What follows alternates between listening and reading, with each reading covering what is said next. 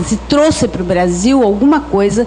Eu concordo com o senhor, a Alemanha não é o Brasil, a situação lá é diferente, mas também nós precisamos pensar no seguinte: aqui nós temos terra, mas nós também temos um nível de contaminação brutal dos nossos aquíferos, dos lençóis freáticos, inclusive seropédica. Eu acompanhei várias audiências públicas de seropédica. Seropédica, na minha opinião, foi um enorme erro, porque o lençol freático há lugares em que ele está a 20 centímetros de onde é feita a impermeabilização. E não existe impermeabilização perfeita na natureza. Não existe, impossível. O homem não pode passar por cima. Porque, de repente, lá uma placa tectônica lá de baixo dá uma mexida, eu só estou dando, claro que eu estou dando um exemplo exagerado, aquilo parte.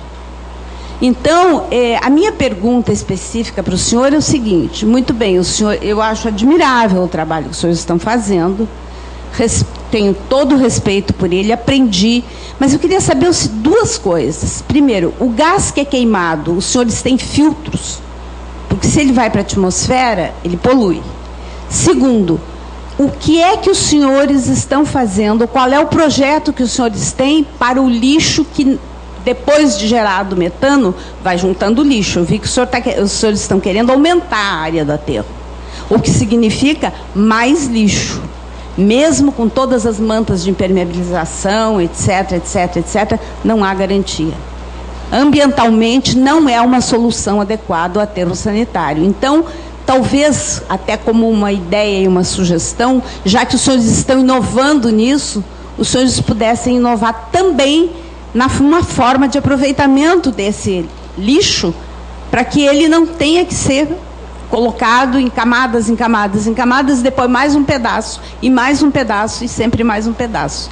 A natureza não é inesgotável, nem mesmo a nossa. Obrigada.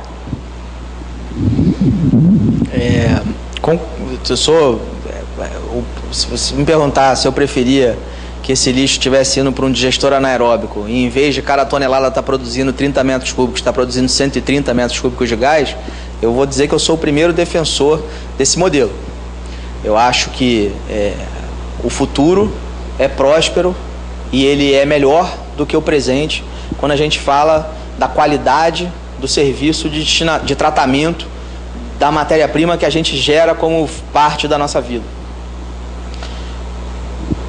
No entanto, eu acho que a gente precisa ter coerência no tempo que as coisas são aplicadas. Hoje, a gente tem uma situação onde ainda 50% do lixo que é gerado no Brasil não encontra, quiçá, um aterro. Esse está no lixão, está causando essa poluição horrorosa, está piorando a qualidade de vida das pessoas que estão sendo afetadas diretamente por aquele processo. Então eu entendo que, do ponto de vista de planejamento, hoje prioritário deveria ser equacionar a destinação final de 100% dos resíduos que são gerados. Isso tem um custo. É uma escolha. O caminho de levar esse lixo para um digestor custa mais do que custa levá-lo para um aterro. Com relação à observação do aterro não ser um local adequado de destinação de resíduos, ele só não é, por lei, um lugar adequado de destinação final de resíduos na Alemanha. Nos outros países do mundo é permitido se fazer aterro, e eu acho que no país que possivelmente traga alguma semelhança com o Brasil, nos Estados Unidos, ele é o método de destinação final de resíduos. Agora, eu simpatizo dessa posição que você coloca, até como empreendedor interessado na quantidade de gás produzida.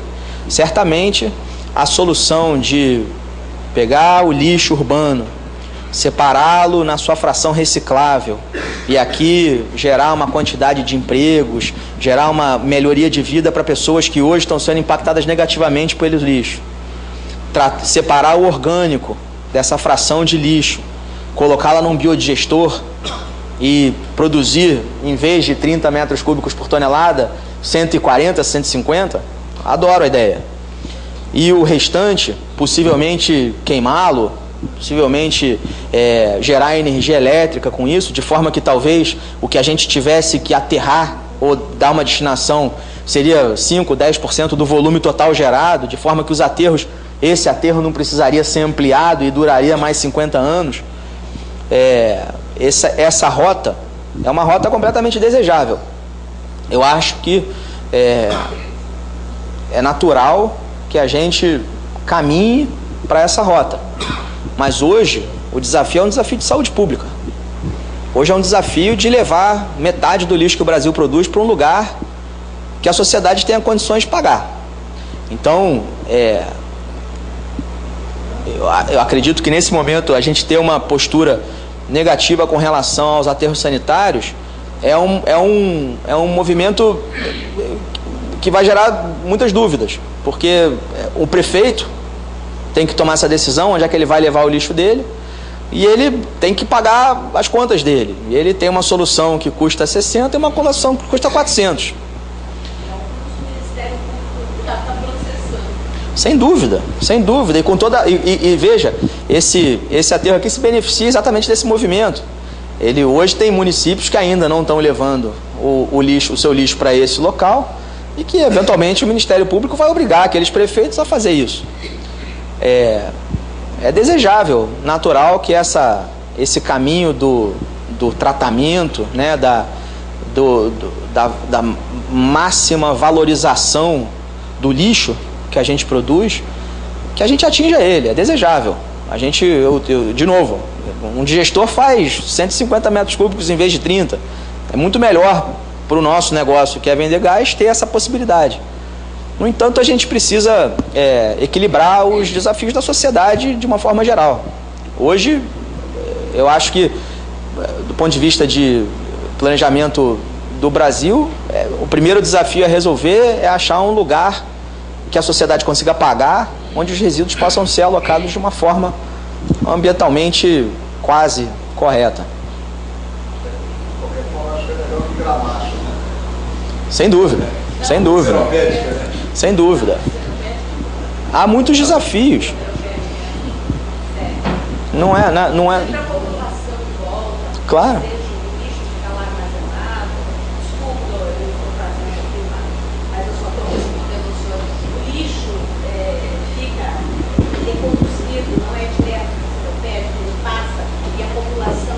Deixa eu pedir para a senhora falar no microfone. Está sendo gravado. E aí por favor, faça a complementação. Seropédica realmente é um problema sério. Além dessa questão do risco do lençol freático, a forma como a Conlurb está levando o lixo para lá, ela não pega os caminhões e leva, ela deixa em estações. E essas estações estão criando problemas seríssimos para as populações locais, inclusive trazendo doenças que não existiam. Aquilo foi uma coisa muito... como a maioria das coisas, não estou falando absolutamente do seu empreendimento, mas no Brasil as coisas em geral não se fazem com um planejamento real em cima da realidade. Quer dizer, se pensa, não, precisa tirar, precisa levar para algum lugar o lixo. Então, Seropédica ficou com essa herança maldita. A verdade é essa. E a gente não sabe ainda o que pode acontecer por lá. Porque 20 centímetros do lençol freático não tem manta que segure. Não tem nem... só um fenômeno da natureza que hoje a mudança climática está caindo na cabeça de quem acredita e de quem não acredita. Só um fenômeno desse arrebenta aquilo tudo. Então, é uma coisa que a gente precisa começar a pensar numa solução para a Seropédica. Obrigada. Quantas perguntas vão mais? Só para eu fazer o controle do tempo. São 4. Olha só, eu vou ter que administrar essas 4 perguntas. Vamos ser objetivos, que aí a gente consegue fazer as 4. Obrigado. Eu vou ser bem rápido aí. Parabéns pela apresentação, acho que a ideia é muito interessante. A pergunta que eu faço é a seguinte: você falou alguma coisa em torno de 15 mil metros cúbicos dia de produção dessa planta aí, desse sistema aí. E um investimento de 20 milhões. Qual seria a vazão aí economicamente viável para ser um empreendimento rentável? Qual é o custo, milhão de BTU, digamos, desse biometano? É competitivo em relação ao GNV? Falando de um aterro sanitário, a gente precisa que o empreendimento tenha uma garantia de receber em torno de 600, 700 toneladas de lixo por dia, para que ele possa produzir gás suficiente para esse investimento se rentabilizar a preços de mercado. Hoje, as distribuidoras de gás adquirem gás da Petrobras algo entre 7 e 8 dólares por milhão de BTU e vendem gás nos seus diferentes segmentos até, na nossa casa, quase 30 dólares por milhão de BTU. Talvez até mais do que isso. Então, há um desafio, primeiro, de se injetar no gasoduto a um preço que a distribuidora tope comprar. Então, a gente precisa ter um horizonte de 8 a 9 dólares por milhão de BTU para isso funcionar. Isso funciona. A oportunidade, por exemplo, de atingir um GNV direto, hoje o GNV está custando quase R$2 na boca, 1,50 aqui no Rio, algo como 17 dólares, 14 dólares por milhão de BTU. Daqui colocar uma logística que custa 4 ou 5 dólares por milhão de BTU e ter a oportunidade de substituir esse combustível. Faz sentido. Há fundamentos econômicos que apontam uma produção de gás aqui em torno de 9, 10 dólares por milhão de BTU. Então, esse gás produzido aqui, ele é um gás que hoje tem lugar no mercado.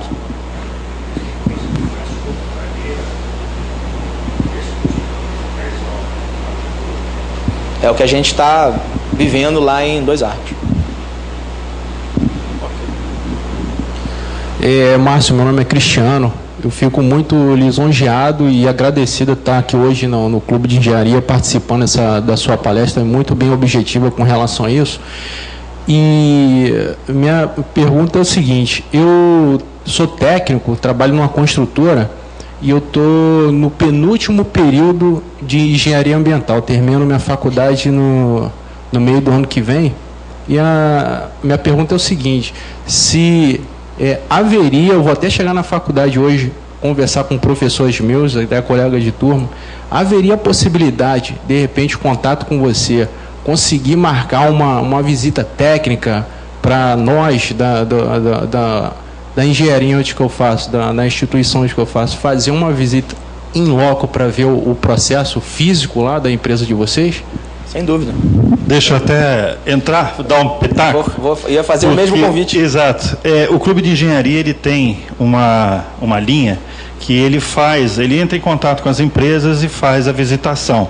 Eu vou falar com o Márcio e a gente abre aí uma lista para essa visitação. Obviamente, vamos agendar tudo direitinho e aí faz a inscrição. Ok? Cristiano, deixa eu complementar. Aquela área administrativa ali, que talvez seja o maior prédio de todos, ele foi o maior prédio de todos porque ele tem uma sala onde a gente, que foi criada com o objetivo de fazer isso. Uma pergunta. Lá a gente tem um projetor, um filminho da usina e já um roteirinho. Esse sábado agora a gente está recebendo uma turma de faculdade. A gente está em andamento com as secretarias de educação da região dos lagos para a gente poder levar as crianças que estão estudando lá na rede pública e privada para conhecer isso. Fico à disposição para... Entre em contato através do Clube de Engenharia, a gente agenda uma visita. É o nosso desejo que as pessoas tenham a oportunidade de visitar essa usina e entender o que a gente está fazendo ali. Boa noite, Márcio. Boa noite. Parabéns pela palestra, foi muito boa para mim. Eu trabalho na Conurb, gerente de pesquisas, então estou muito interessado nessa sua palestra. Parabéns mais uma vez. A minha dúvida, ou a minha pergunta seria: o que levou a você, a seu grupo de técnicos, a escolher esse processo aí, entre outros processos que existem para a produção, captação, etc., de metano e, inclusive, de utilização? Foi a maximização do lucro? Como é que foi o negócio? A gente escolheu, vou responder separando em dois a pergunta. A gente escolheu captar desse jeito, ou seja, trabalhar. A gente lá no projeto, a gente tem, na verdade, dois lugares completamente diferentes. Metade do nosso processo acontece no aterro sanitário, com caminhão, todo mundo passando, uma confusão danada. E a outra metade acontece naquele quadradinho onde é a nossa planta e a gente limpa o gás.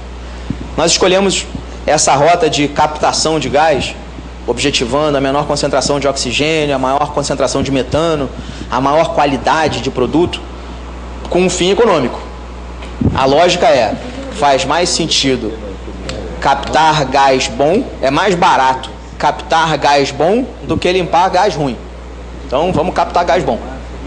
Quando a gente for limpar o gás, tem uma série de tecnologias. Tem água, tem PSA, tem membrana, tem Selexol, tem N tecnologias que funcionam para separação de CH4 do CO2.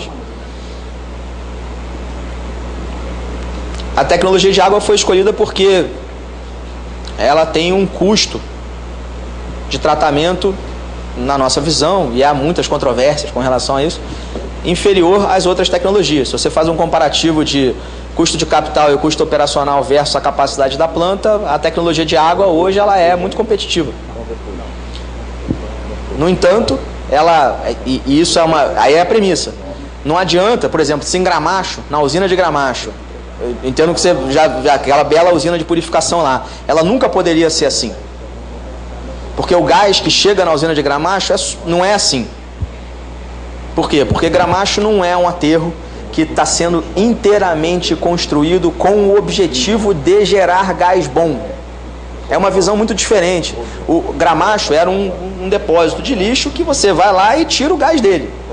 O aterro Dois Arcos, e essa razão do sucesso inicial desse projeto é porque essa atividade que a gente faz de limpar gás, ela está zero independente do aterro. Muito pelo contrário, a gente está completamente casado por 20 anos.